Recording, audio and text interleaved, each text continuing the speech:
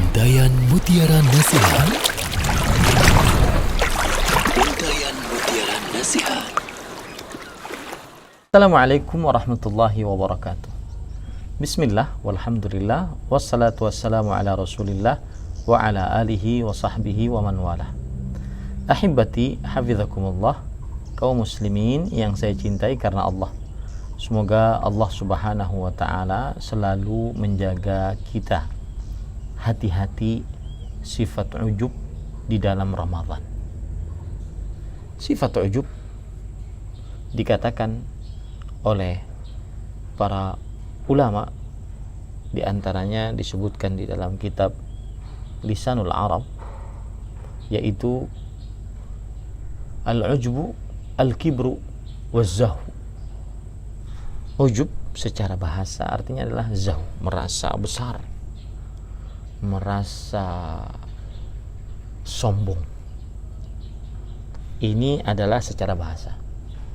Adapun sifat ujub di dalam istilah syariat disebutkan oleh para ulama rahimahumullah ta'ala. Saya bacakan salah satu perkataan indah yang mudah dipahami. Disebutkan oleh ulama besar abad kedua Hijriah, Abdullah bin Al-Mubarak, ulama Islam, wafat pada tahun 181 Hijriah.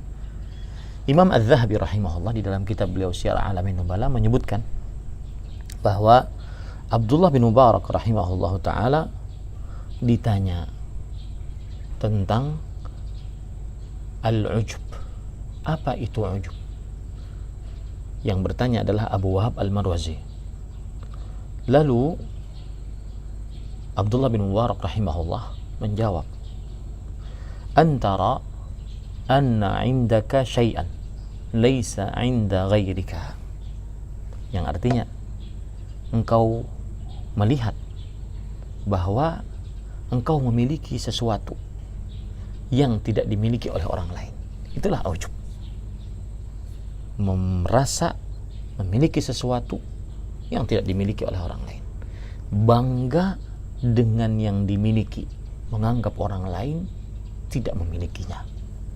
Kemudian beliau memberikan perkataan yang sangat-sangat berbahaya, yaitu tentang ujub. Maksudnya beliau mengatakan, la a'lamu fil musallin syai'an syarran minal ujub. Aku tidak mengetahui ada sesuatu yang lebih buruk di tengah orang-orang yang ahli sholat, ahli ibadah maksudnya, kecuali sifat ujub. Nah, sifat ujub ini, ahibati hafizakumullah ta'ala, di dalam Al-Quran tercela. Allah subhanahu wa ta'ala menceritakan dalam surat Al-Kahfi ayat 32-36 tentang dua orang petani, yang satu mukmin beriman, yang satu kafir. Yang kafir ini dia mempunyai sifat ujub dengan kebunnya yang banyak menghasilkan buah-buahan. Dia mengatakan, ana aktsaru minka malan wa a'azzu nafara. Hartaku lebih banyak daripada hartamu dan pengikut-pengikutku lebih baik. Wa dakhala jannatahu wa huwa zalimun li nafsihi qala ma adhunnu an tabida hadhihi abada. Dan dia memasuki kebunnya sedang dalam keadaan dia zalim terhadap dirinya sendiri karena ujub. Ia berkata, aku kira kebun ini tidak akan binasa selama-lamanya. Akhirnya Allah subhanahu wa ta'ala binasakan kebun tersebut.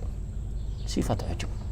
Kemudian di dalam hadis Rasul sallallahu alaihi wasallam, Nabi kita Muhammad sallallahu alaihi wasallam mengatakan tentang sifat ujub di dalam hadis yang diriwayatkan oleh Imam Bukhari dan Muslim dari Abu Hurairah radhiyallahu anhu. Nabi Muhammad sallallahu alaihi wasallam bersabda, baina rajulun yamshi fi hullah.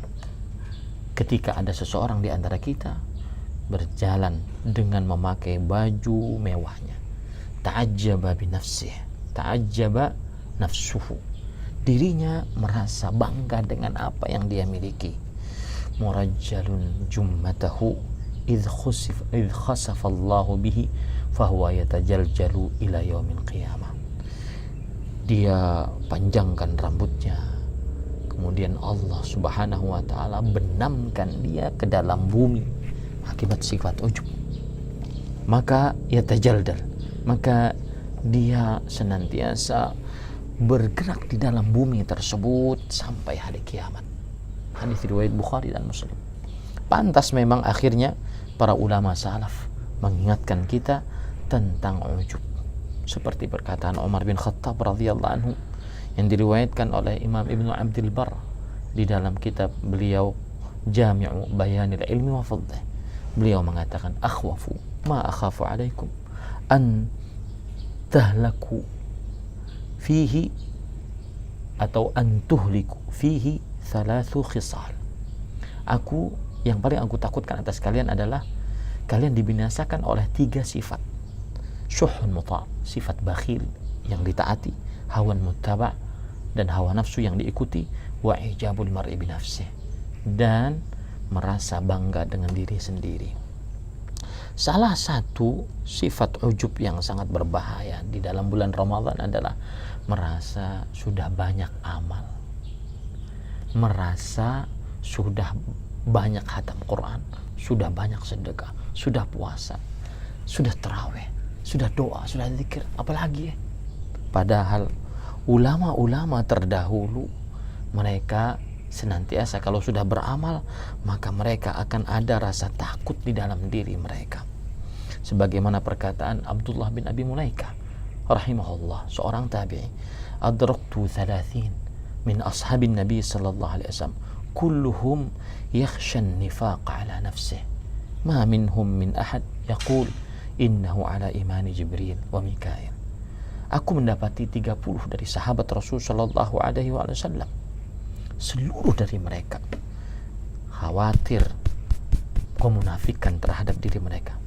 Tidak ada di antara mereka seorang pun yang mengatakan bahwa iman mereka seperti imannya Jibril dan Mikail. Ini disebutkan di dalam Sahih Bukhari. Ini kebiasaan para sahabat Nabi radhiyallahu anhu. Mereka sangat takut.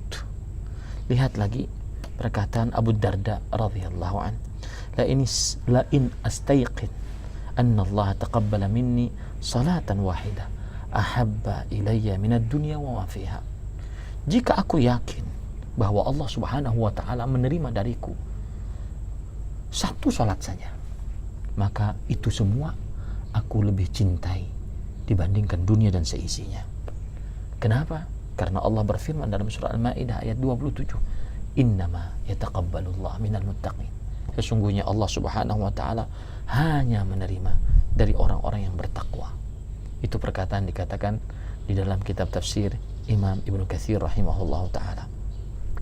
Begitu juga Ali bin Abi Thalib radhiyallahu anhu, beliau mengatakan, kunu liqabulil amal ashadda ihtimaman minkum bil amal, lam tasma'u Allah azza wa jalla yaqul innama yataqabbalu Allah minal muttaqin. Jadilah kalian orang-orang yang selalu perhatian terhadap diterimanya amal, lebih perhatian dibandingkan beramal itu sendiri. Bukankah Allah subhanahu wa, apakah kalian tidak mendengar Allah subhanahu wa ta'ala berfirman, sesungguhnya Allah hanya menerima dari orang-orang yang bertakwa. Itu perkataan disebutkan oleh Imam Al-Qurtubi dalam kitab tafsirnya.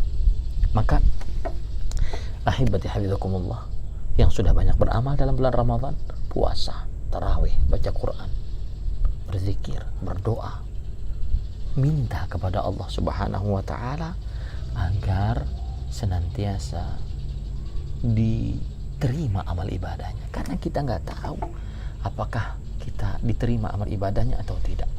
Terakhir saya akan menyebutkan pesan dari Asy-Syaikh Al-Allamah Profesor Dr. Abdul Razzaq bin Abdul Muhsin Al-Abbad hafizahullah ta'ala, yang beliau berpesan bagaimana cara mengobati penyakit ujub di dalam diri kita. Beliau mengatakan, an yudzakkira nafsahu bijawanib at-taqsir al-ukhra allati 'indah. Hendaknya dia selalu mengingatkan pada dirinya bahwa masih banyak yang kurang di dalam dirinya. Kalau seandainya dia merasa ujub dengan ibadahnya, dengan hafalannya, dengan hal-hal yang ada dalam dirinya, maka dia harus merasa masih banyak yang kurang dari diri saya, masih banyak yang kurang. Terus ingatkan itu. Yang kedua, an yudzakkira nafsahu bi anna hadzal amra alladhi hasala lahu min fadlillahi alaihi wa ni'matih. Dia harus menancapkan di dalam dirinya bahwa apapun prestasi ibadah yang dia kerjakan dalam Ramadan ini khususnya, itu adalah murni dari Allah Jalla fi'ula. Murni karunia Allah, murni petunjuk Allah, murni hidayah Allah. Yang ketiga, an yudzakkira nafsahu bil qusur alladhi indahu fil amal alladhi qama bih.